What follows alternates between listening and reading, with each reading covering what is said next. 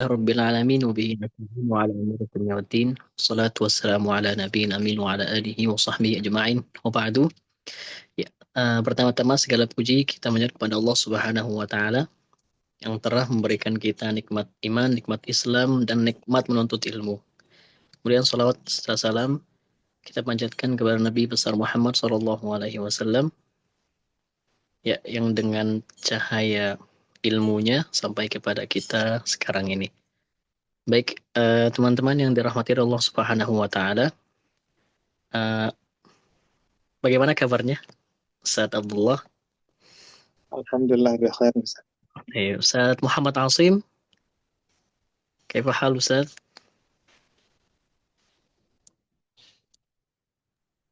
Ya, mungkin ada gangguan di mikrofonnya. Ustaz Sela, ya Ustaz Sela, semoga semuanya dalam keadaan sehat walafiat dan dalam perlindungan Allah Subhanahu wa taala. Alhamdulillah di tengah-tengah kita sudah ada Syekh Bakar ya. Hafizahullah taala wa ra'ahu. Taib, insyaallah pada pertemuan kali ini kita sesuai dengan memang kabar dari admin itu daurah kali ini itu yaitu daurah setoran matan ya ujian begitu. Nah, tapi karena di grup mungkin belum ada yang daftar atau mungkin beberapa dari peserta yang hadir sekarang itu mungkin sudah setoran begitu. Jadi kita lakukan talqin saja pada siang hari ini begitu. Atau nanti kita tanyakan ke Syekh Bakar saja. Ya Syekhuna kaifa halukum? Yakumullah. حياك الله يا شيخ شاكر اهلا وسهلا كيف حالكم بخير؟ الحمد لله يا شيخنا الحمد لله بخير. حياكم الله. نعم. كما نرى يا شيخنا العدد إلا قليل لا أدري هل خلاص عندهم شغل أو نعم. سبحان الله الزهد قال العلماء من أصعب يعني أخطر زهد أن يزهد الإنسان في العلم وأن يزهد الإنسان في خصوصا إذا كان هذا العلم في علم القرآن فالله المستعان كل نلتمس العذر يعني نلتمس العذر. نعم يا شيخنا صلى الله عليكم. اليوم حقيقة اليوم والدورة القادمة الأخيرة هذا لعرض المتن والأخذ الشهادة في نعم. طفرة الأطفال. ولكن مما أرى أن العدد الحاضرون في هو نعم يا شيخنا. هو انظر خلاص إذا سمعوا المتن ولم يبقى أحد خلاص يكفيهم ذلك. بارك الله فيهم جميعا.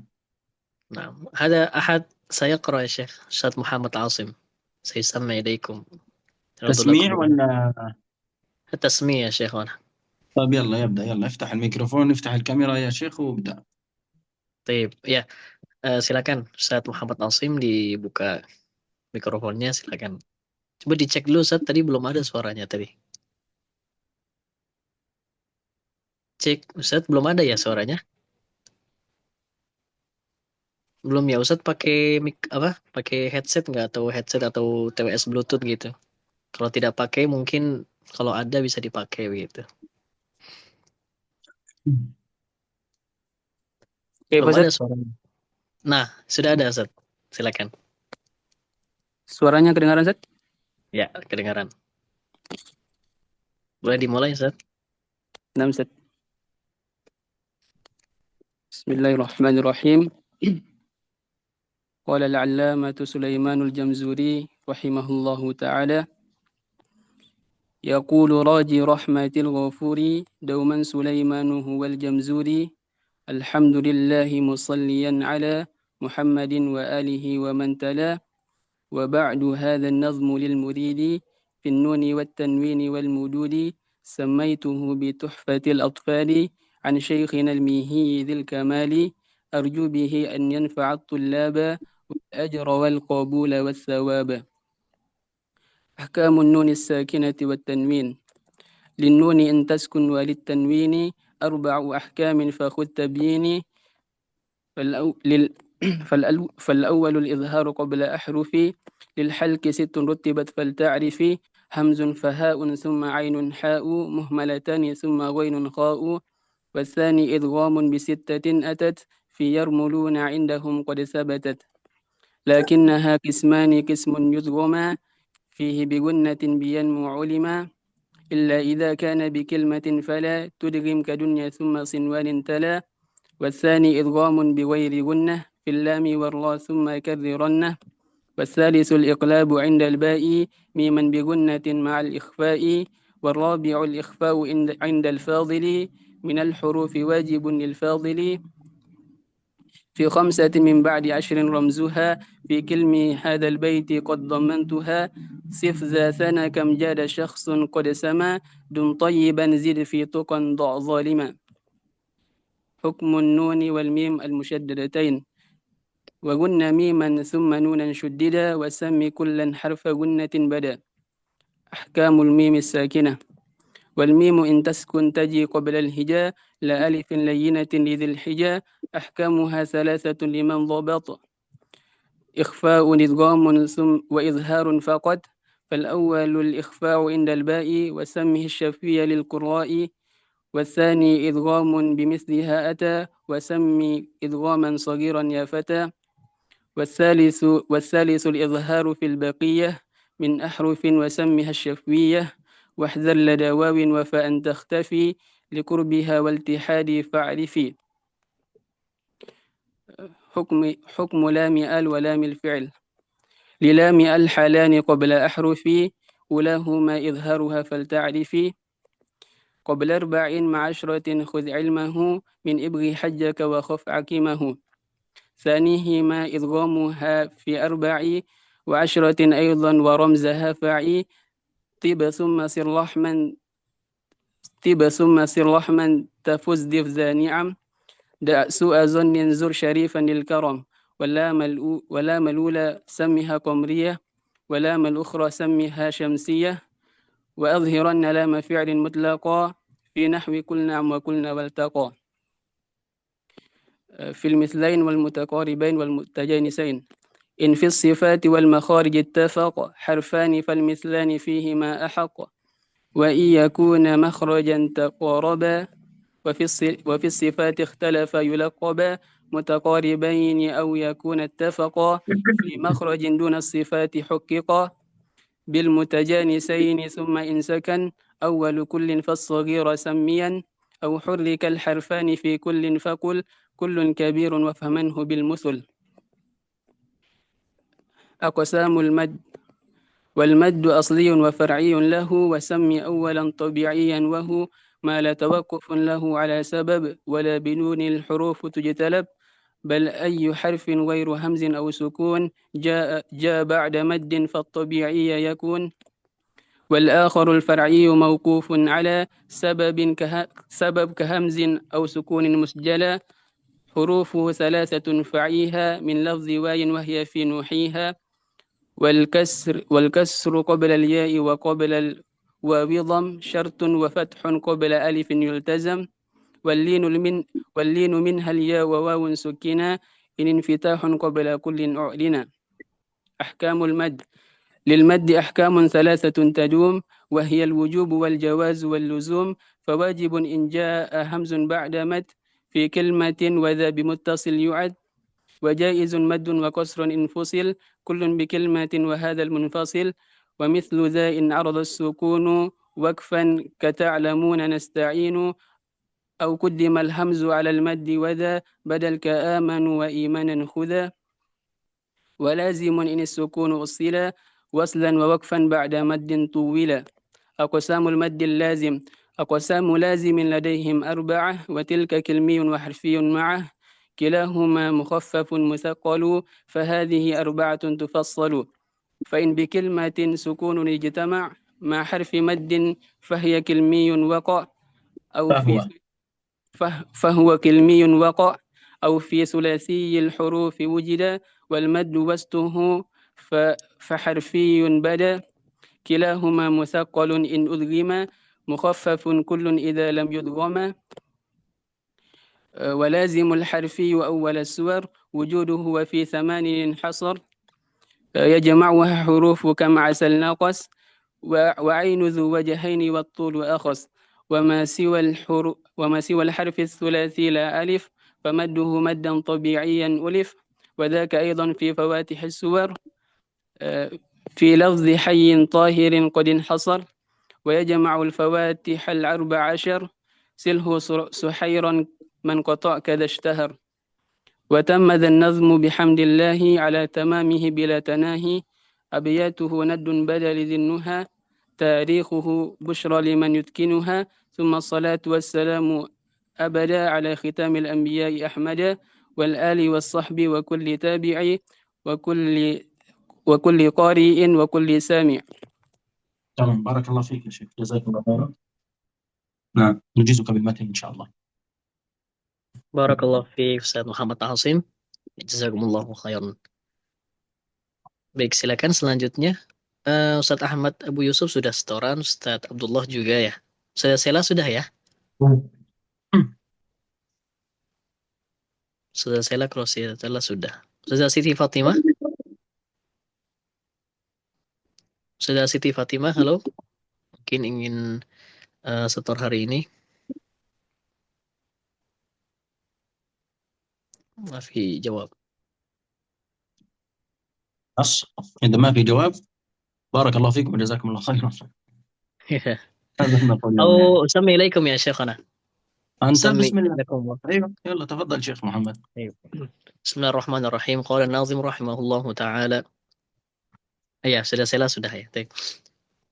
يقول راجي رحمة الغفور دوما سليمان هو الجمزوري الحمد لله مصليا على محمد وآله ومن تلا. وبعد هذا النظم للمريد في النون والتنوين والمدود سميته بتحفة الأطفال عن شيخنا الميهي ذي الكمال أرجو به أن ينفع الطلاب والأجر والقبول والثواب.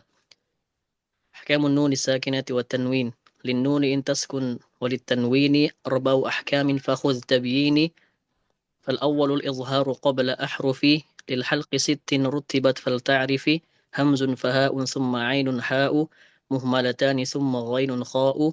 والثاني إدغام بستة أتت في يرملون عندهم قد ثبتت لكنها قسمان قسم يدغم فيه بغنة بينمو علم إلا إذا كان بكلمة فلا تدغم كدنيا ثم صنوان تلا. والثاني إدغام بغير غنة في اللام والراء ثم كررنه. والثالث الإقلاب عند الباء ميما بغنة مع الإخفاء. والرابع الإخفاء عند الفاضل من الحروف واجب للفاضل في 5 من بعد 10 رمزها في كلم هذا البيت قد ضمنتها. صف ذا سنة كم جاد شخص قد سما دم طيبا زد في تقى ضع ظالما. حكم الميم والنون المشددتين غن ميما ثم نونا شددا وسم كلا حرف غنة بدا. أحكام الميم الساكنة والميم إن تسكن تجي قبل الهجا لا ألف لينة لذي الحجا. أحكامها 3 لمن ضبط إخفاء إدغام وإظهار فقط. فالأول الإخفاء عند الباء وسمه الشفوي للقراء. والثاني إدغام بمثلها أتى وسم إدغاما صغيرا يا فتى. والثالث الإظهار في البقية من أحرف وسمها شفوية واحذر لدى واو وفاء تختفي لقربها والاتحاد فاعرفي. حكم لام ال ولام الفعل للام الحالان قبل الأحرف أولاهما إظهارها فلتعرفي قبل 4 مع 10 خذ علمه من بغ حجك وخف عقيمه. ثانيهما إدغامها في 4 و10 أيضا ورمزها فاعي. طب ثم صل رحما تفز ضف ذا نعم دع سوء ظن زر شريفا للكرم. واللام الأولى سمرها قمرية واللام الأخرى سمها شمسية. وأظهرن لام فعل مطلقا في نحو قل نعم وقلنا والتقى في المثلين والمتقاربين والمتجانسين إن في الصفات والمخارج اتفق حرفان فالمثلان فيهما أحق. وأن يكونا مخرجا تقاربا وفي الصفات اختلفا يلقبا متقاربين أو يكون اتفقا في مخرج دون الصفات حققا بالمتجانسين. ثم إن سكن أول كل فالصغير سميا أو حرك الحرفان في كل فكل كل كبير وافهمنه بالمثل.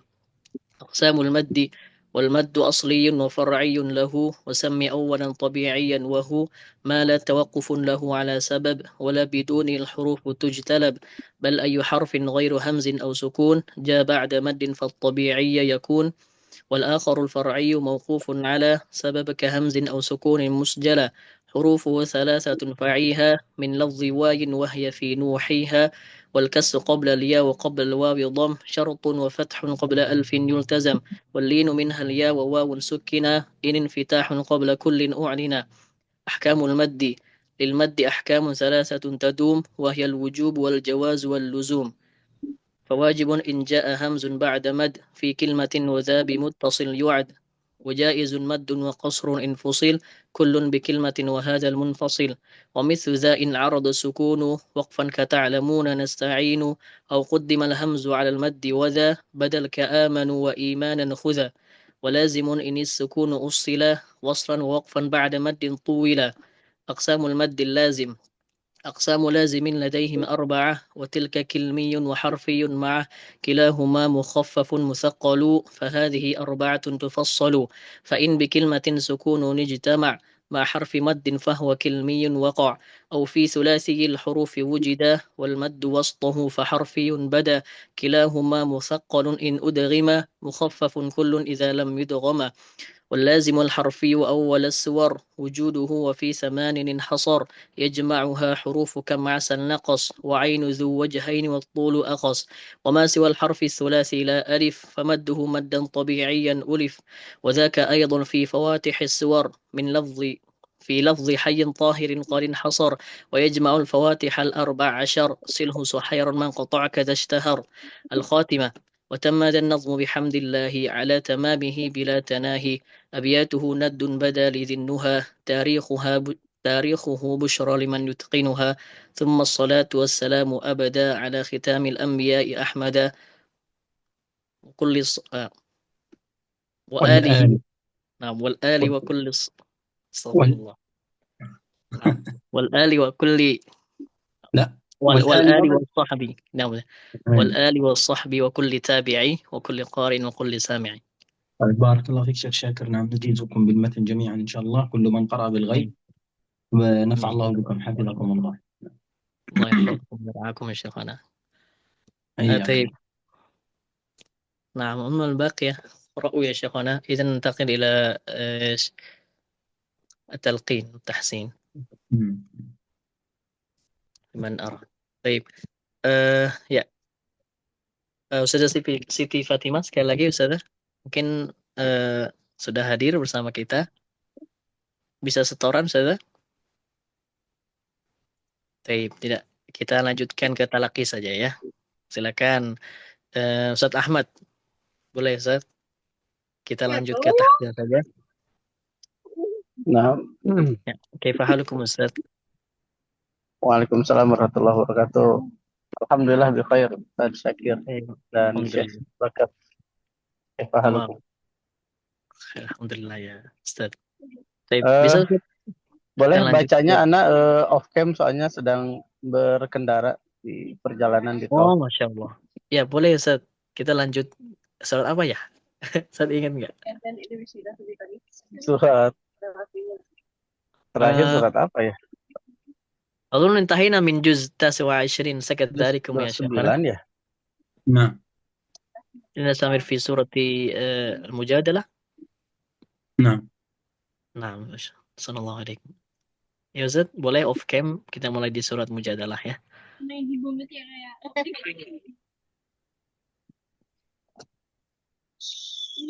Surat juz 29 bukan? Ya.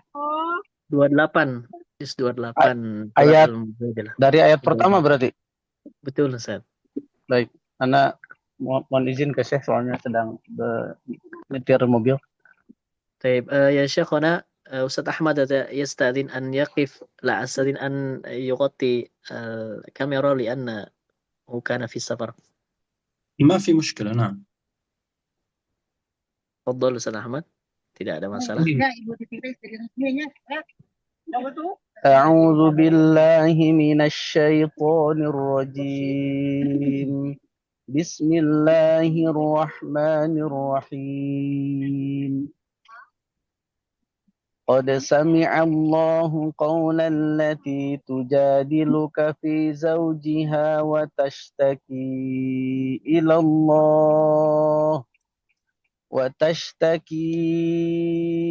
الله والله يسمع تحاوركما إن الله سميع بصير الذين يظاهرون منكم من نسائهم ما هن أمهاتهم إن أمهاتهم إلا اللائي ولدنهم وإنهم ليقولون منكرا من القول وزورا وإن الله لعفو غفور والذين يظاهرون من نسائهم ثم يعودون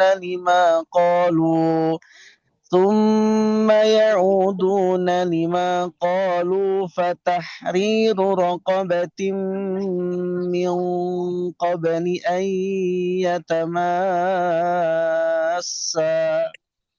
ذلكم توعظون به والله بما تعملون خبير فمن لم يجد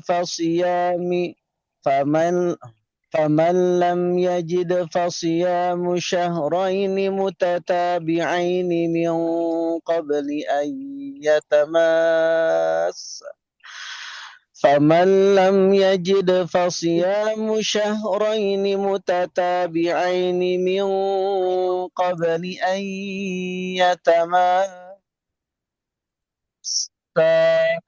فمن لم يستطع فإطعام 60 مسكينا ذلك لتؤمنوا بالله ورسوله وتلك حدود الله وللكافرين عذاب أليم إن الذين يحادون الله ورسوله كبتوا كما كبت الذين من قبلهم وقد أنزلنا آيات بينات وللكافرين عذاب مهين يوم يبعثهم الله جميعا فينبئهم بما عملوا أحصاه الله ونسوه والله على كل شيء شهيد. طيب مد العرض السكون عند الوقف دو حركة ومد حركة يجعل مد العرض السكون متساويا تمام. لا تقرأ في أول الصورة مد العرض السكون حركتين ثم تنتهي ب6 حركات لا ينفع. تمام يا شيخ فهمت؟ لا baik Syekh. Naam. بارك الله فيك. Assalamualaikum Ustaz Ahmad Abu Yusuf. Ya tadi tanbihnya insya Allah sudah dipahami ya. Jadi harus disamakan mad aridnya. Yang pertama baca 4 misalkan, di akhir juga baca 4. Begitu. Barakallahu fiik Ustaz. Baik, Ya afwan. Ya. Oke, kami berikan kesempatan lagi ketika ada yang mau setoran matan. Fadhol. Ustazah Siti Fatimah syafahullah lagi dalam keadaan sakit. Ustazah Umi Asna. Ustazah Romiati Asna ya Ustazah ya? Ustaz. Oh iya, sudah setoran ya Ustazah ya? Sudah Ustaz. Oh iya. Ustaz Mukuf pas itu benar ya? Ya, barakallahu fiik Ustazah. Baik. Atau boleh Ustazah dilanjut saja ini talaqinya di surat Mujadalah halaman selanjutnya. Nah Ustaz. Baik, tafadhali. ألم تر أن الله يعلم ما في السماوات وما في الأرض ما يكون من نجوى ثلاثة إلا هو رابعهم ولا خمسة إلا هو سادسهم ولا أدنى من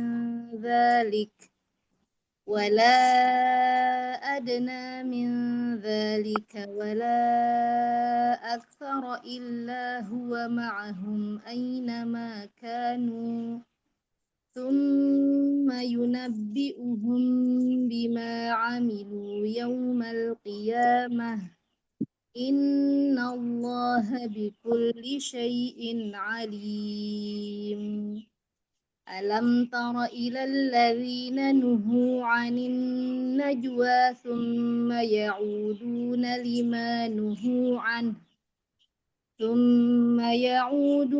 لما نهوا عنه ويتناجون بالإثم والعدوان ومعصية الرسول وإذا جاءوك حيوك بما لم يحيك به الله ويقولون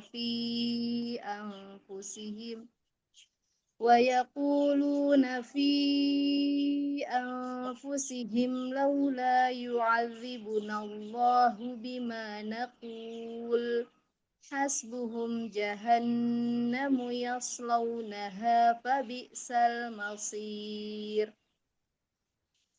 يا أيها الذين آمنوا إذا تناجيتم فلا تتناجوا بالإثم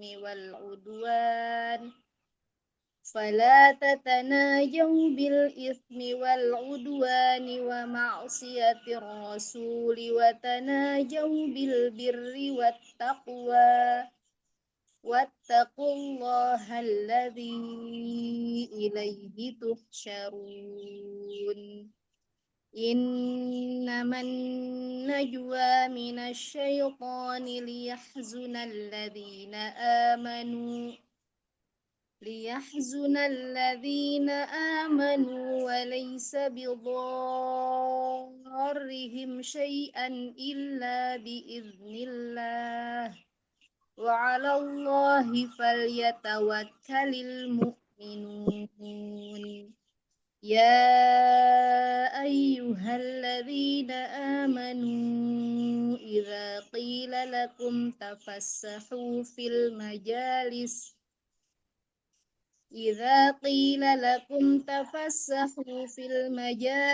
فافسحوا يفسح الله لكم وإذا قيل انشزوا فانشزوا يرفع الله الذين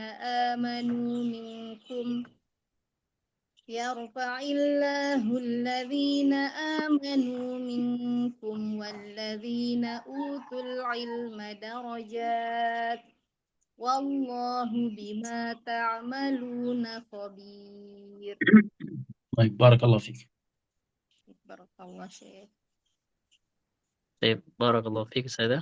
Jazakillahu khairan. Ini Ustaz Salman ini.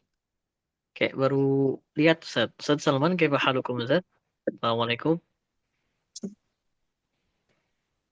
Ustaz Salman. Salah, belum diganti nama Ustaz, lupa. Oh, belum ganti nama. Oh ya, Afwan. Jadi panggilnya gimana nih? Ustazah. Siti Saharia yang dari Sorong. Ustazah, sorry. Siti Saharia dari Sorong. Oh iya, baik. Boleh Ustazah silakan dilanjutkan bacaannya tadi. Boleh kita lanjut talaki. Lanjut halaman ke selanjutnya.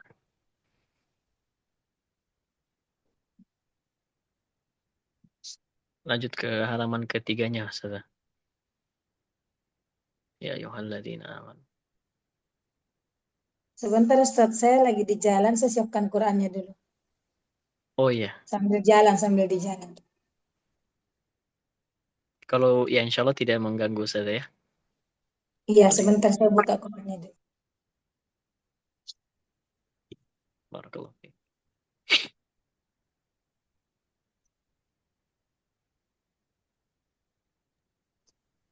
Ada yang baca, Ustaz? Iya, sebentar Ustaz Hidayat, barakallahu fiik Ustaz. Nanti setelah ini ya, Oke. setelah kita dah baca dulu, nanti insya Allah Ustaz Hidayat lanjut ke halaman selanjutnya, halaman keempatnya begitu.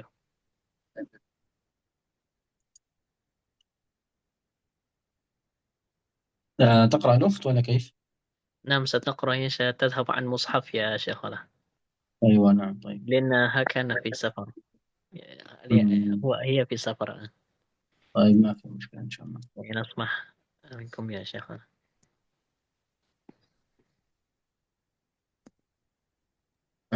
Kawan tadi halaman berapa? Ustaz juz 28 ya? Iya, surat Al-Mujadalah atau Mujadilah, halaman ketiganya Ustazah. Siap. Boleh langsung dibaca Ustazah. A'udzubillahi minasyaitonirrajim. Ya ayyuhallazina amanu idza najaitumur rasula faqaddimu baina yaday najwakum shadaqah.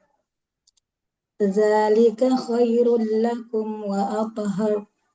Fa illam tajidu fa innallaha ghafurur rahim. Ashfaqtum an tuqaddimu baina yaday najwakum sadaqat fa izlam taf'alu wa taballahu alaikum fa aqimus salata wa atuz zakata wa ati'ullaha wa rasulah wallahu khabirum bima ta'malun.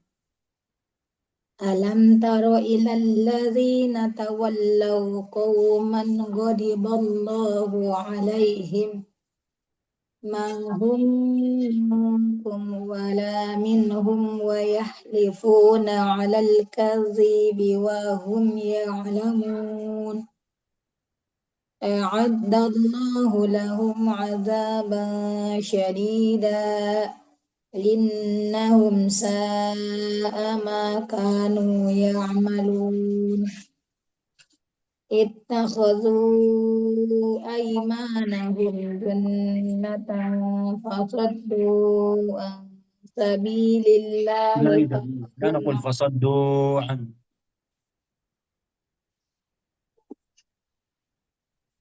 Ya, fasoddunya jangan terlalu panjang Ustazah, begitu kira-kira.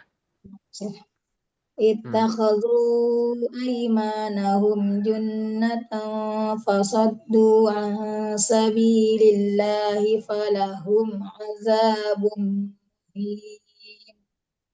La tughni anhum amwaluhum wa auladuhum minallahi syai'a. Ulaika ashabun nari hum fiha khalidun. Yawma yab'atsuhumullahu jami'an fayahlifuna lahu kama yahlifuna lakum wa yahsabuna annahum ala syai'. Ala innahum humul kadhibun. Istahwaza alaihimus syaitanu fa'ansakum zikrallah. لا نقول فأنساكم يا أستاذة. Istahwaza alaihimus syaitanu fa'ansahum zikrallah. Ulaika hizbus syaitan. Ala inna hizbash syaitani humul khasirun. Innal ladzina yuhadduna Allaha wa rasulahu ulaika fil adzallin. Kataballahu la'aghlibanna ana wa rusuli. Innallaha qawiyyun aziz. طيب بارك الله فيكم أستاذ. Baik, barakallahu fiik Ustazah. Ya, silakan selanjutnya Ustaz Hidayatul Khalid. Fadhol Ustaz, dilanjutkan bacaannya.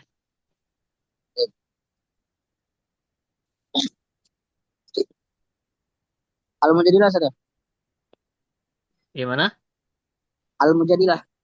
Iya, Al-Mujadilah betul. Al-Mujadilah. A'udzu billahi minasy Langsung saja Ustaz. syaithanir rajim. Ya, boleh lanjut. لا تجد قوما يؤمنون بالله واليوم الآخر يوادون من حاد الله ورسوله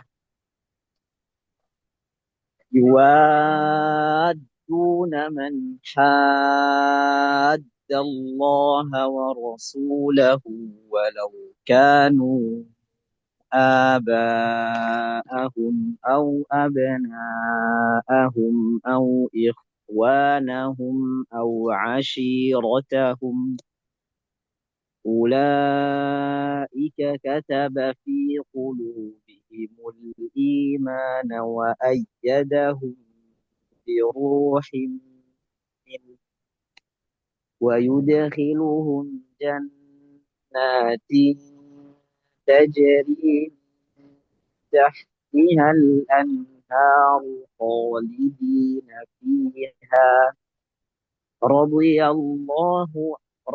الله عنهم ورضوا عنه أولئك حزب الله ألا إن حزب الله هم المفلحون بسم الله الرحمن الرحيم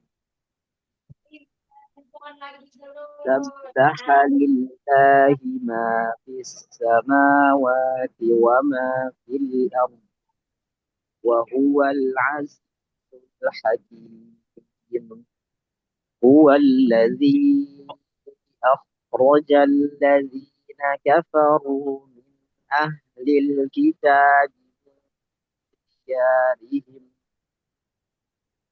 هو الذي أخرج الذين كفروا من أهل الكتاب من ديارهم لأول الحشر ما ظننتم أن يخرجوا وظنوا أنهم مانعتهم حصونهم من الله فأتاهم الله من حيث لم يحتسبوا وقذف في قلوبهم الرعب يخربون بيوتهم بأيديهم وأيدي فاعتبروا يا أولي الأبصار ولولا أن كتب الله عليهم الجلاء لعذبهم في الدنيا ولهم في الآخرة عذاب النار. طيب بارك الله فيك. Barakallahu fiik Ustaz Hidayat. Jazakumullah khairan. Ya,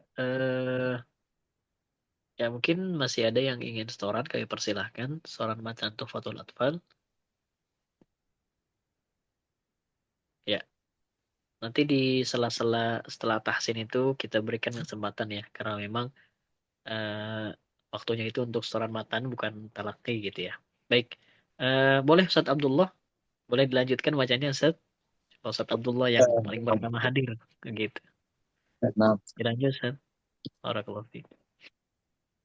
ذلك بأنهم شاقوا الله ورسوله ومن يشاق الله فإن الله شديد العقاب ما قطعتم من لينة أو تركتموها قائمة على أصولها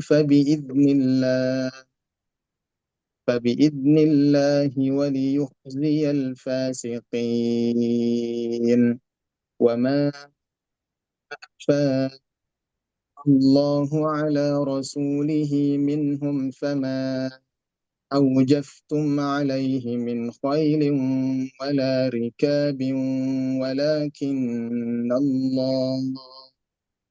ولكن الله يسلط رسله على من يشاء والله على كل شيء قدير ما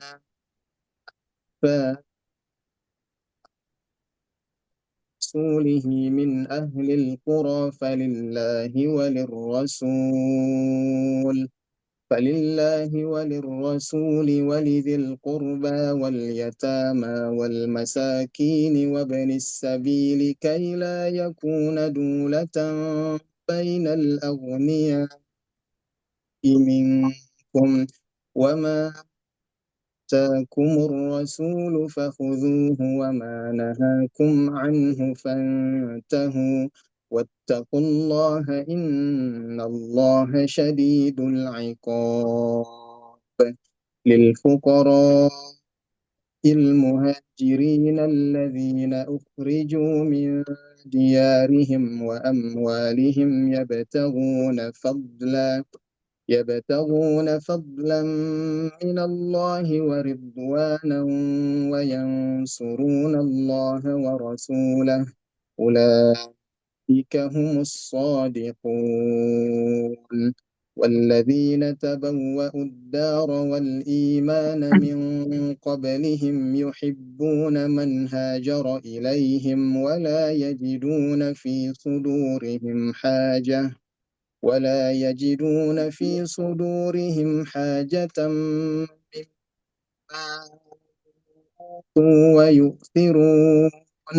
ويؤثرون على أنفسهم ولو كان بهم خصاصة ومن يوق شح نفسه فأولئك هم المفلحون.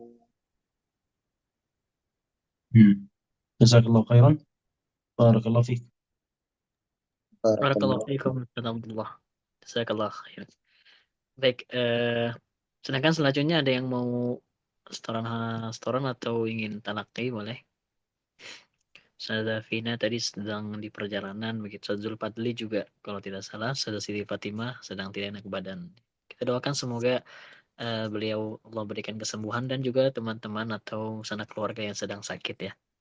Semoga Allah memberikan kesembuhan. Baik. Boleh Ustaz Muhammad Alsim, alhamdulillah sudah setoran, boleh dilanjut Ustaz? Ustaz. Tamatnya surat Al-Hasyr ya. Ana izin tutup kamera Ustaz, jaringannya. Oh boleh ya. Tafadhal.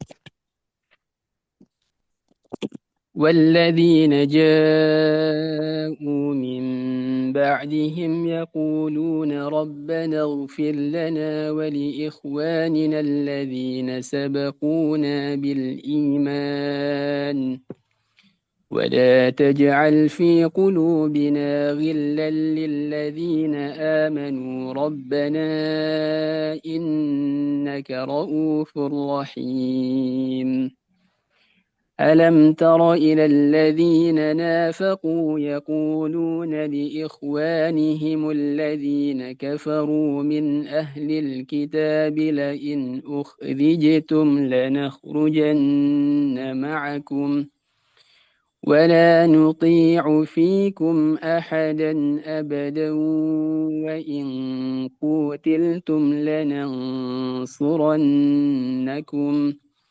والله يشهد إنهم لكاذبون لئن أخرجوا لا يخرجون معهم ولئن قوتلوا لا ينصرونهم ولئن نصروهم ليولن الأدبار ثم لا ينصرون لأنتم أشد رهبة في صدورهم من الله ذلك بأنهم قوم لا يفقهون لا يقاتلونكم جميعا إلا في قرى محصنة أو من وراء جدر بأسهم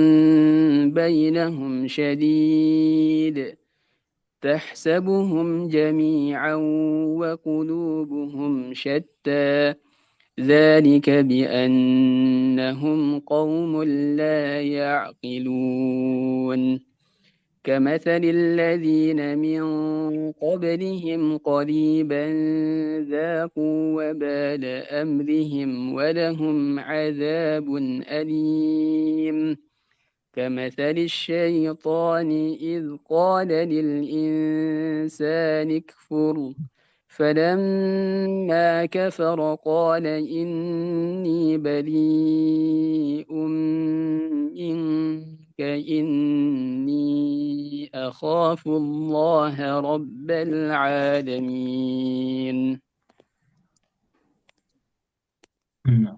بارك الله فيك، جزاك الله خيرا. بارك الله فيك Ustaz Asim. Jazakallahu khairan. Silakan selanjutnya Ustazah Siti Saharia, boleh Ustazah Siti? Ustazah Siti Saharia, kafe haluk Ustazah. Assalamualaikum. Waalaikumsalam. Tadi saya sudah, Ustaz. Oh, yang Salman tadi. Oh iya benar. Iya. Ustaz barakallahu fiik. Ustazah Sela boleh. Ustazah Sela silakan dilanjutkan talaqinya Ustazah di surat Al-Hasyr. Fakana ya Ustaz. Apa? Fakana. Wakana iya, wakana aqibatahuma.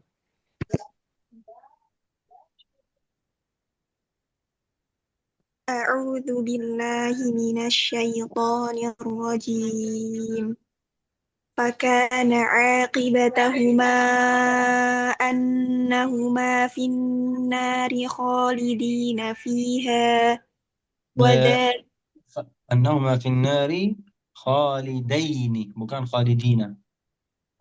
نعم شيخ.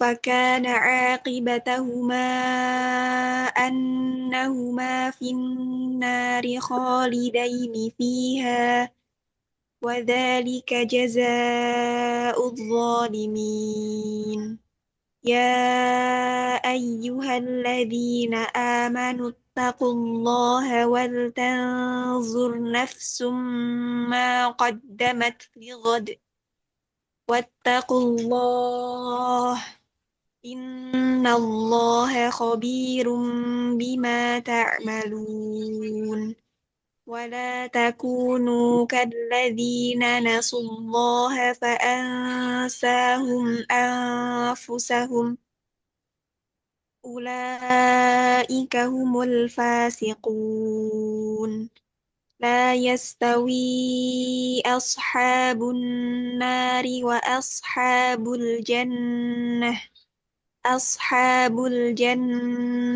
هم الفائزون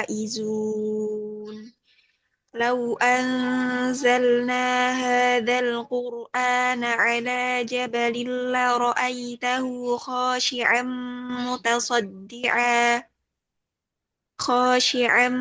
متصدعا من خشية الله وتلك الأمثال نضربها للناس لعلهم يتفكرون هو الله الذي لا إله إلا هو عالم الغيب والشهادة هو الرحمن الرحيم الله الذي لا إله إلا هو الملك والله الذي لا إله إلا هو الملك القدوس السلام المؤمن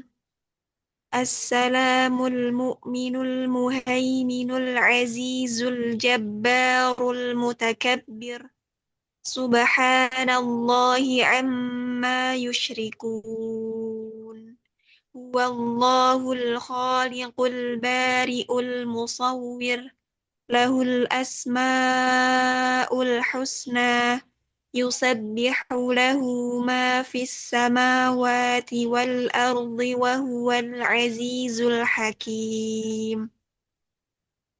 نعم بارك الله فيك جزاكم الله خيرا. بارك الله فيك Ustaz, jazakillahu khairan katsiran.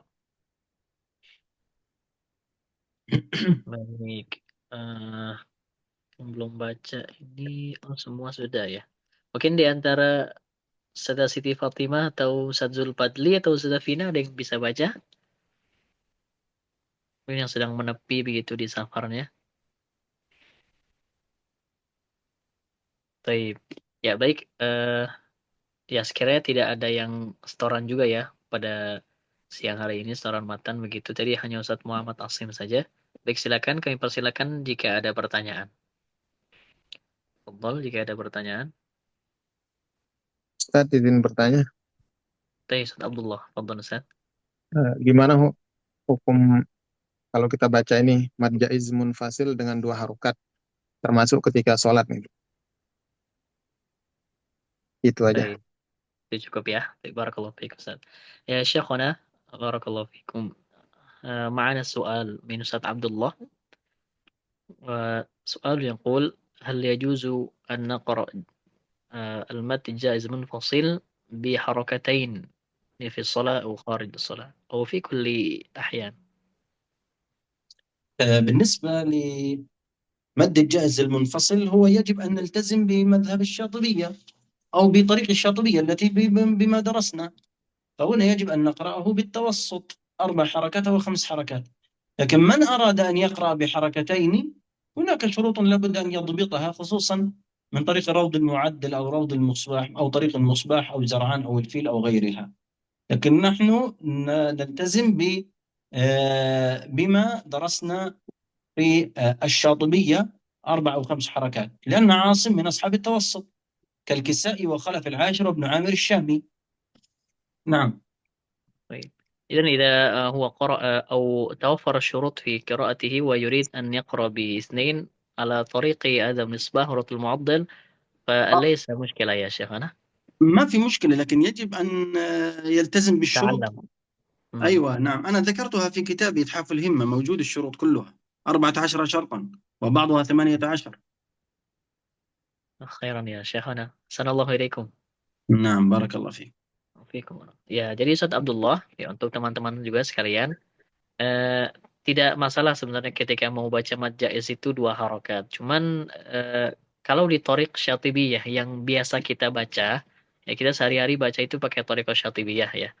Nah, mad jaiz munfasil itu kita baca 4 atau 5, begitu. Nah, kalau misalkan mau dibaca 2, nah itu ada syurutnya, ada syarat-syarat yang harus dipenuhi. Ya, kalau misalkan syaratnya sudah terpenuhi, ya boleh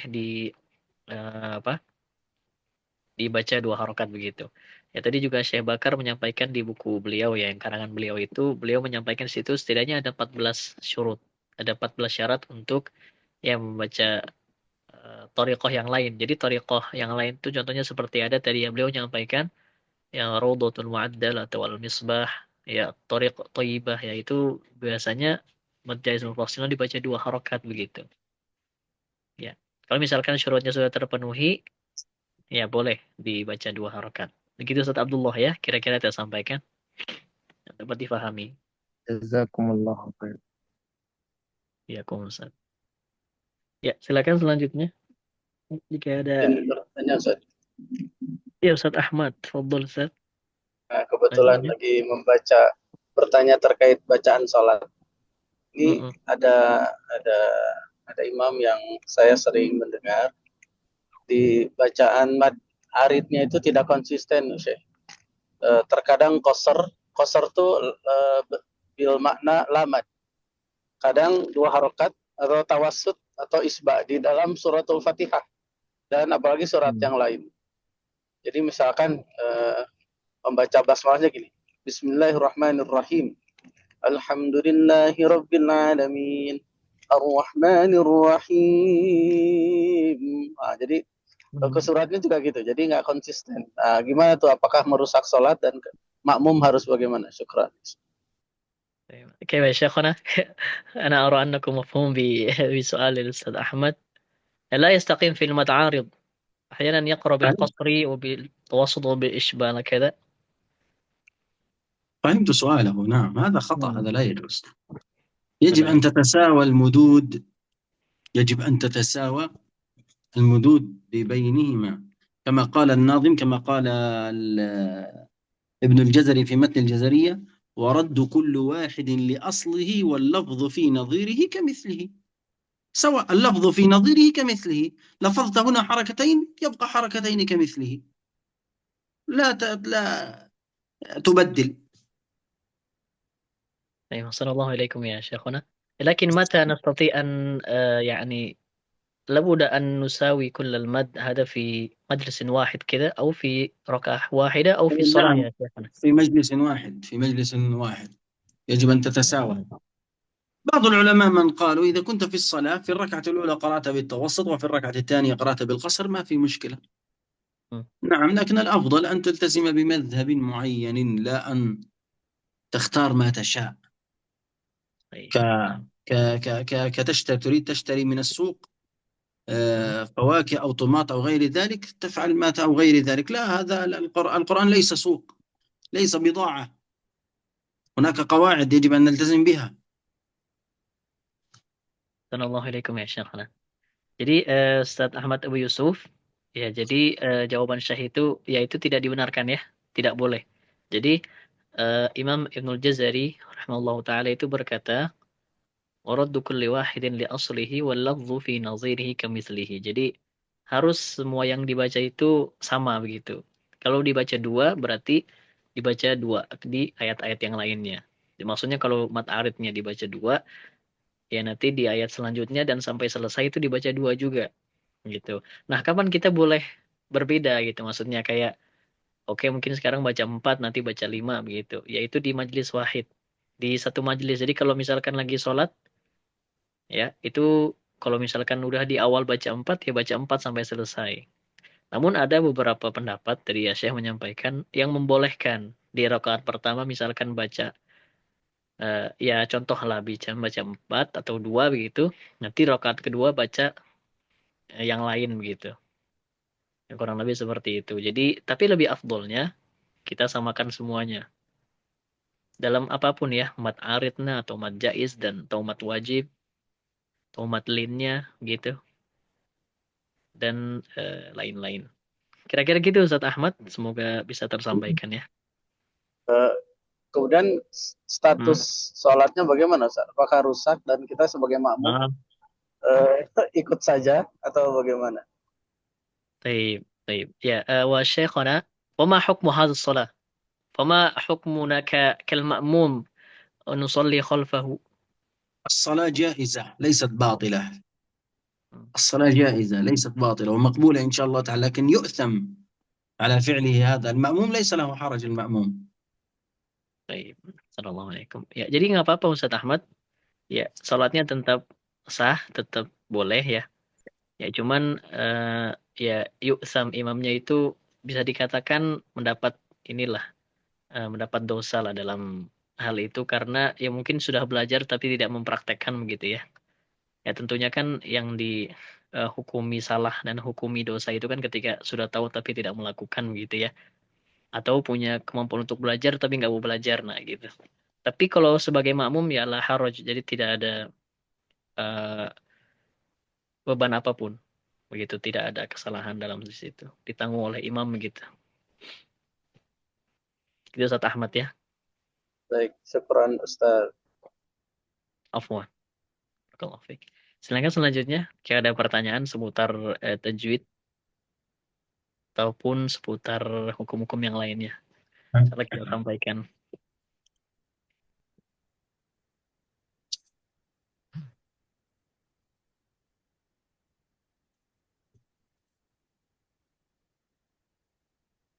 Baik. يا شيخنا أنا أستأذنكم أن أسأل بعض الإخوة في عن رأيه لهذه الدورة. المؤسس هذا يحتاج فيديو أن يرسلها إلى انستغرام هذا. طيب نعم تفضل. طيب. رأي الطلاب ها والمشاركين. نعم من المشاركين. نعم تفضل. طيب. Ya. Jadi insya Allah ini untuk kebutuhan dokumentasi ya. Jadi mungkin nanti Ana pilih 1-2 orang itu untuk menyampaikan kesan pesannya mengenai daurah. Ya, bagaimana kesan selama ini sudah mengikuti daurah dari awal sampai detik ini, atau mungkin yang sudah lalu. Mungkin ada beberapa dari teman-teman di sini sudah pernah ikut daurah yang lalu atau ikut daurah yang akan datang begitu. Nah, itu kan tentu ada kesan di situ ya insya Allah. Boleh disampaikan, mungkin ada yang mau menyampaikan. Kalau tidak antaranya tunjuk. Pasti tunjuk. Ya mungkin Ustadz Ahmad kali ya Ustadz ya. Ustadz Ahmad tadi dan Ustadz Abdullah mungkin lebih aktif, lebih vokatif gitu Ustadz Ahmad. Bisa disampaikan Ustadz sedikit 1-2 kata mengenai kesannya belajar di daurah LTI ini. Ya, yang di perjalanan Ustadz ya. Di amanillah Ustadz. Boleh Ustadz silakan. Masya Allah. Bagaimana kesannya selama ini? Cek Bismillahirrahmanirrahim. Baik.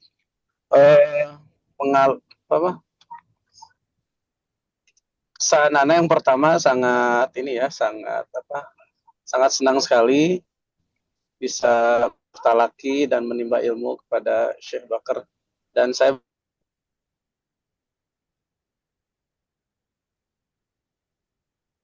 mungkin kendala. اجعل الكاميرا لوجهك يا شيخ، ماذا نريد في السيارة؟ اجعل الكاميرا لوجهك أفضل يا شيخ. ikutan lagi insya Allah gitu kan. Jadi ya Ustadz Ahmad, Ustadz Ahmad, Ana potong Ustadz ya. Bisa nggak kameranya di ke Ustadz aja gitu. Jadi biar gitu. nggak enak kita ngeliat mobil Ustadz. ماذا نريد في السيارة؟ Ana justru nggak ada gambar di sini. Oh, tadi gambar ada, ya? Ada tadi wajah antum ada. Tadi mungkin ada backgroundnya tapi sosoknya ada. Nah itu ada Ustadz. Tapi Ana nggak ada gambar Ana, nggak kelihatan. Ada kelihatan Ustadz. Oh gitu. Insyaallah. Baik. Ya. Gimana Ustadz jadi? Alhamdulillah ya. Jadi yang pertama Ana sangat senang sekali bisa menimba ilmu kepada Syekh Bakar, tentunya dengan wasilah LTI ini ya, itu mengadakan daurah matan Tuhfatul Atfal ini. Dan Ana berharap tidak berhenti sampai di sini. Jadi kalau nanti ada program lanjutan seperti daurah Jazari gitu, Ana insya Allah ingin ikutan lanjut. Jadi masih ingin menimba ilmu kepada Syekh Bakar, bertalaki gitu ya insya Allah. Itu Ustadz ya, jazakallah khair Ustadz. Mungkin nanti nextnya itu bisa langsung talaki ke beliau ya. Bisa duduk baina yaday Syekh. Amin. Baik, alhamdulillah. Senang sekali bisa diterima oleh Syekh untuk bisa bermulazamah dengan beliau. Baik, barakallahu fiik. هل لقي يا أستاذ أحمد هل لقيتم يا شيخنا؟ والله يا شيخ أنا لقيت كثير إن لم يكن العشرات المئات، فلا أذكر والله، لا أعرف، وربما يذكر أكثر مني. ما شاء الله، خيرا يا شيخ. لا أعرف والله كثير، يعني منذ عام 2019 وأنا في إندونيسيا، وزارني في بيتي كثير، وزرت معاهد كثيرة، والتقيت بطلاب كثر، وقرأوا علي في مجالس كثيرة، الجزرية والتحفة ما لا أذكر كثيرا يعني من هم أسماءهم، لكن مسجل عندي كلهم. كل أخ أو أخت، طالب أو طالبة قرأ علي أي متن أو أي قراءة أو أي رواية وأخذ مني إجازة، كله مكتوب عندي ومقيد على اللابتوب، كله موجود. يا الله. نعم. بارك الله في علمكم يا شيخنا, Allah يبارك. بارك الله فيك. Nah, ya, jazakallah khair Ustaz Ahmad ya. Mungkin dari ustazahnya boleh ya, Ustazah Romiati mungkin boleh ya Ustazah. Nah, Ustaz. Iya. Boleh disampaikan Ustazah kesan-kesannya belajar bersama Syekh Bakar di LTI ini. Ya, alhamdulillah.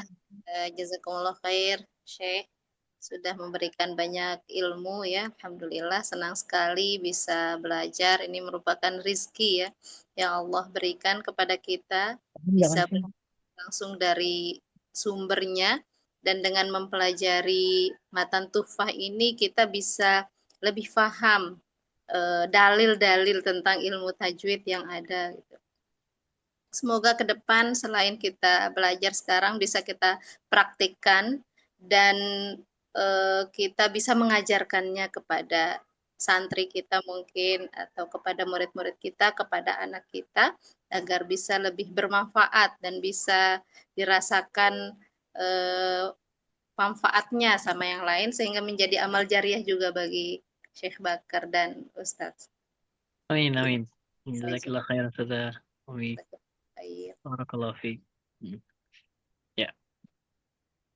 Mungkin yang lain ada yang mau menyampaikan gitu, mungkin perasaannya selama di LTI, atau mungkin ya saran-saran ya. Gitu. Ustaz Abdullah mungkin Ustaz.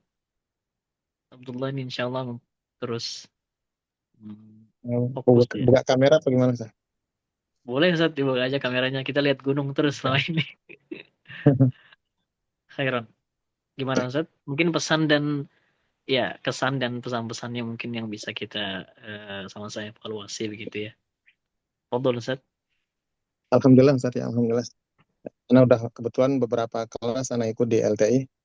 Ini yang keberapa, mungkin yang kedua atau yang ketiga. Alhamdulillah banyak sekali ilmu-ilmu yang kita dapat ya. Alhamdulillah ya. Terutama bagi kita yang backgroundnya bukan Al-Quran begitu ya. Jadi alhamdulillah banyak sekali ilmu-ilmu baru yang kita dapat. Karena sangat bersyukur sekali ya. Kita bersyukur kepada Allah Subhanahu wa taala. Kemudian juga kita berterima kasih kepada Syekh kita Dr. Bakar. Alhamdulillah. Syukran jazakumullah khairan wa barakallahu fiikum. Barakallahu fiikum. Kita berterima kasih kepada Ustaz Syakir ya. Alhamdulillah ya. Antum di antara sekian banyak penerjemah, antum salah satu yang paling amanah ya. Jadi semua pertanyaan kita ditanyakan lagi kepada syekhnya gitu. Insya Allah nggak ada yang tertinggal. Jazakumullah khairan. Semoga bisa menjadi amal kebaikan bagi kita semua dan menjadi timbangan kita di hari kiamat insya Allah. Jazakumullah khairan. Mungkin itu aja. Itu aja cukup Ustaz ya. Iya. Iya. Khairan Ustaz. Barakallahu fiik Ustaz Abdullah. Jazakallah khair. Allah. Mungkin ada kan itu. Iya, mungkin ada yang ingin menyampaikan lagi mengenai mengenai pesan-pesannya. Ya nggak mungkin nanya admin ya, admin tanya. Khair. Mungkin Ustazah Siti Saharia ya. Boleh Ustazah Siti? Baik Ustaz. Alhamdulillah banyak sekali ilmu yang didapat. Cuman pas kebetulan bertepatan dengan jamnya itu kan di sini mulainya jam 3. Jam 3 jadi pas kegiatannya tuh agak sedikit susah gitu ngaturnya. Sehingga kemarin sempat 2 kali nggak ikut sama sekali. Karena kegiatannya tuh pas bertepatan dengan kegiatan rutin seperti itu. Tapi alhamdulillah sangat bersyukur begitu bisa ikut, walaupun kami dari Papua jauh sekali ya. bisa ikut bergabung dengan adanya lewat online gitu, sehingga kami tidak terlalu membutuhkan biaya yang cukup mahal gitu untuk keluar dari Papua menuntut ilmu seperti itu. Dan alhamdulillahnya untuk kemarin saya juga sudah daftar yang di Jazari, sudah daftar buat kelas barunya lagi. Seharusnya memang hari ini, tapi sepertinya ditunda minggu depan. Seperti begitu, Ustaz. Syukran. Oh begitu. Ya, Ya. Afwan. Dengan usia ini ya, Syekh. Lupa. Dengan siapa Siti itu? Belum diberitahukan Oh, karena belum. kemarin katanya pesertanya masih belum terpenuhi kuota, sehingga masih menunggu sampai Sabtu pekan depan, insya Allah. Khairan sudah. Ya, jadi mungkin itu ya. Ya, tentu kesannya selama ini sama dengan teman-teman yang lain. Mungkin itu saja. Karena memang perbedaan waktu yang lumayan berpengaruh ya sama kegiatan. Mungkin tidak hanya Ustazah Siti, mungkin Ustadz dan Ustazah yang lain juga yang tinggalnya mungkin agak ke timur itu kan beda waktunya begitu. Mungkin ada yang sudah asar gitu atau hal lain sebagainya. Jadi itu terpengaruh. Tapi insya Allah, Ustazah ya, mungkin teman-teman yang lain juga, ya apapun itu, maupun beberapa menit yang kita hadiri demi majelis ilmu itu insya Allah akan berpahala. Allah catat sebagai kebaikan insya Allah. Ya, nanti mungkin bisa kita musyawarahkan, kita duduk lagi, kita bahasakan mengenai apa waktunya ya, agar semua juga bisa hadir dengan tertib dan mengikuti seluruh pelajaran gitu. Baik. Barakallahu fiik, Ustazah. Nah.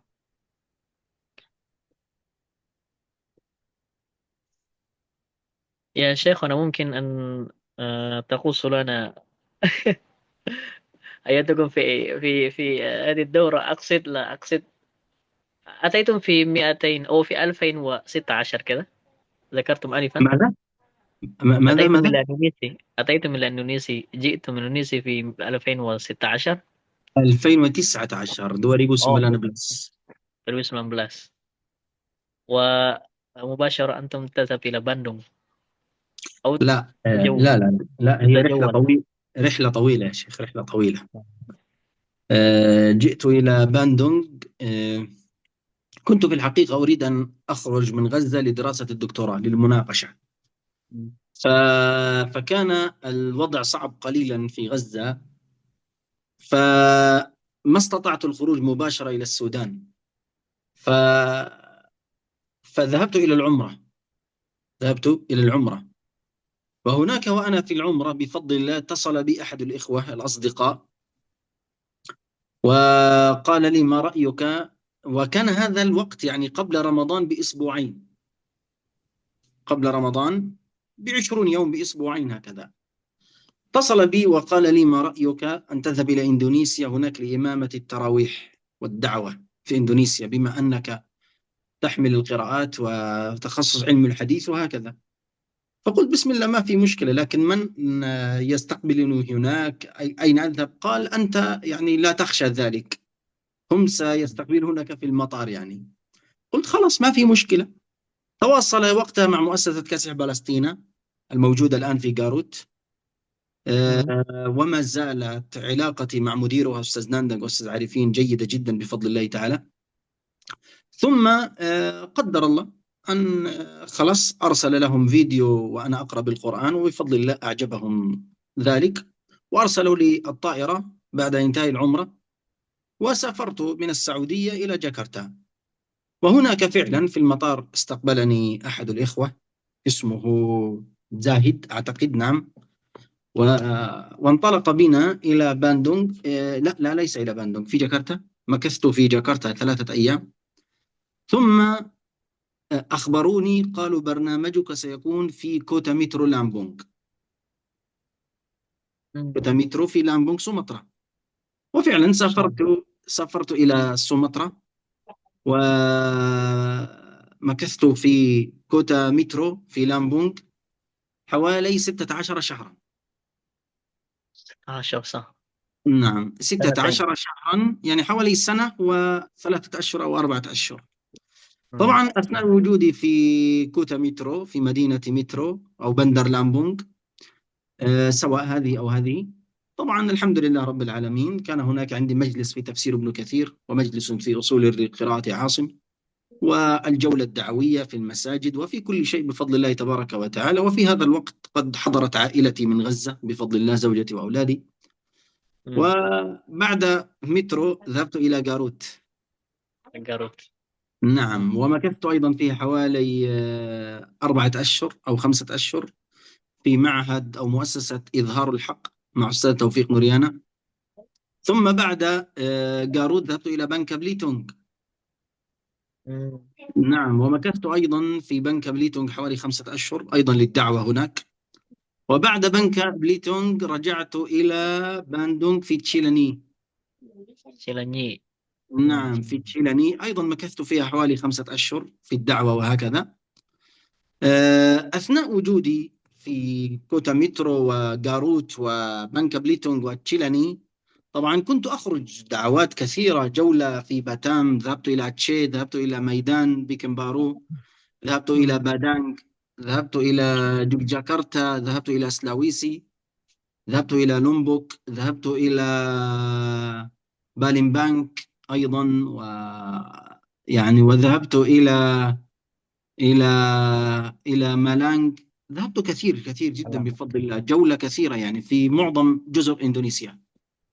نعم، ثم عدت إلى غزة، وفي وقت الحرب خرجت وبناء على توصية طلابي وجئت إلى هنا. طبعا أثناء وجودي في البداية، طبعا كنت أعطي بعض المحاضرات مع المؤسسة LTE أونلاين أيضا، في شرحت ثلاثيات الإمام البخاري، شرحت البيقونية، شرحت السلسبيل الشافي، شرحت تحفة الأطفال، وشرحت متن الجزرية، كلها مع المؤسسة LTE.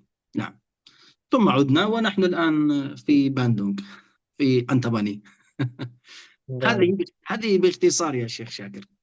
نعم، إن شاء الله ستبقى في إندونيسيا إلى إن شاء الله إن شاء الله. طبعا نسيت أن أقول لك، عندما أنا كنت في بنكا بليتونغ ذهبت إلى السودان شهرين، ناقشت دكتوراه. الدكتوراه. نعم، ناقشت الدكتوراه هناك، والتقيت في مصر بشيوخي في القراءات العشر، وأخذت عنهم بعض القراءات، وأخذت علم رسم المصاحف العثمانية، وأخذت القراءات العشر الصغرى والكبرى، كله في هذه الرحلة يعني الحمد لله، في رحلة طلب العلم يعني. أيوة، ما شاء الله. الله يبارك فيك في رحلتكم يا الله شيخنا. يحفظك. عفى الله بكم وزادك الله علما الله ورزقا. يجزيكم الخير، بارك الله فيكم. Baik. Ya, jadi tadi sekilas ya mengenai bisa dikatakan profil beliau lah. Jadi beliau ini di Indonesia sudah tidak asing. Dan takriban ilal an 7 سنوات شيخ أو 6 سنوات. لا هو أنا يعني 4 سنوات. 4 سنوات، تعديل 4 سنوات. ماذا؟ لأن في عام 2019 و2020، ثم عدت في منتصف عام 2021 في وقت كورونا، رجعت إلى غزة. ثم لي أنا الآن سنة ونصف، يعني تستطيع أن تقول مجموعه من 4 إلى 5 سنوات. 5 سنوات. نعم. وعائلتكم الآن في باندونغ كذلك؟ لا والله، عائلتي في غزة يا شيخ. ولكن نعم، الزوجة والأولاد في باندونغ. في غزة، كله في غزة، زوجتي وأولادي. كله في غزة. أنا لوحدي هنا منذ سنة ونصف يا شيخ. يا خيرا يا شيخ. دعاؤكم يا شيخ شاكر أن ييسر الله أمرهم إن شاء الله. آمين آمين. الله يسر أمور إخوتنا في غزة كلهم. آمين. وانصرهم. Amin. Ya, jadi for your information ya. Jadi Syekh Bakar ini dia tinggal sendiri di Bandung itu. صحيح ان سكنتم لوحدكم يا شيخنا. لوحدكم خلاص. نعم، لوحدي. Nah, beliau tinggal sendiri ya. Ya. Jadi rehla beliau itu begitu banyak di Indonesia itu, beliau pergi ke Bandar Lampung, Bangka Belitung, Sulawesi, Malang, Bandung, Garut, dan banyak kota-kota Indonesia. ya. Nah, itu semuanya untuk berdakwah, untuk mengajar seputar Al-Quran, ilmu qiraat, ilmu hadis, ya, seperti itu. Ya, jadi sudah tidak asing lagi dengan Indonesia begitu. Ma ajmalu wa aladhu ta'am indakum ta'am Indonesia ya Syekh. أنت Nasi هكذا goreng. يا شيخ شاكر. النسي جورينج جيد. ريندانج الذي يأكلونه أهل بادانج مناسب قليل، Rendang. لكنه حار جدا يا شيخ، وأنا الطعام الحار أنا لا أحبه أبدا. تحب الحار شيخ؟ لا لا لا لا لا، أنا عندي يعني في معدتي ليست جيدة. نعم، وأصعب طعام أكلته أصعب طعام أهل جاو الوسطى. Mana منيس sih, ma muskilah. حلو جدا يا شيخ، حلو جدا جدا. Manis. Iya. نعم، ذهبت إلى مدينة كندال، أعتقد كندال أو Dan. كندال في جو Naam. الوسطى. كندال في جو الوسطى. أحضروا لي طعام هكذا، دجاج أيام غورينج مشوي هكذا، لكن عليه مثل العسل، عليه مادو. نعم. طلب بالعسل أيوة موجود شيخ. أيوة، وعليه عسل وحلو وصوص وهكذا. أنا لم أستطع، أنا أكلت منه من هنا، انتهيت ذهبت إلى المستشفى من هنا يا شيخ. يا سلام. الله يشفيكم يا شيخنا. ما استطعت، تعبت جدا. إذا لا تستطيع أن تأكل الحلو جدا أو حار جدا، هذا ما تستطيع شيخ. لا أستطيع أن يكون الطعام معتدل. نحن نحب الطعام المالح قليلا الذي عليه ليمون وهكذا، هذا جيد، هذا مناسب. أيوة نعم. إن في بعض القرية أو في بعض الأمكنة لهم طعام مشهور، يعني في سمطرة هذا أشهر طعام الحار، ما يعني هذه يحبون المشكلة، هذا. هذه نعم. المشكلة. فلذلك أنا أذهب إلى بازار، إلى السوق وأشتري، ومساك سندري أطبخ لوحدي يا شيخ. أيوة نعم، أطبخ لوحدي، وأنا بفضل الله تعالى ماهر جدا في الطبخ. ما شاء الله. نعم. إذا نحتف دورة في الطبخ. الدورة الآن في الطبخ. خيرا يا شيخنا. الله وأهل يجزيك الجو، خير. نعم، وياكم، كيف؟ وأهل الجو هذا، نعم، يحبون نعم، طعام الجو الحلو. كذلك. نعم. طعام الحلو. طيب. نعم. الله يجزيكم الخير. الله يجزيكم الخير وإياكم كذلك يا شيخنا. طيب. نعم. بقي معنا 7 دقائق يا شيخ. ممكن أيوة. لا، بس لأن من الإخوة لا أحد منهم يريد أن يقرأ.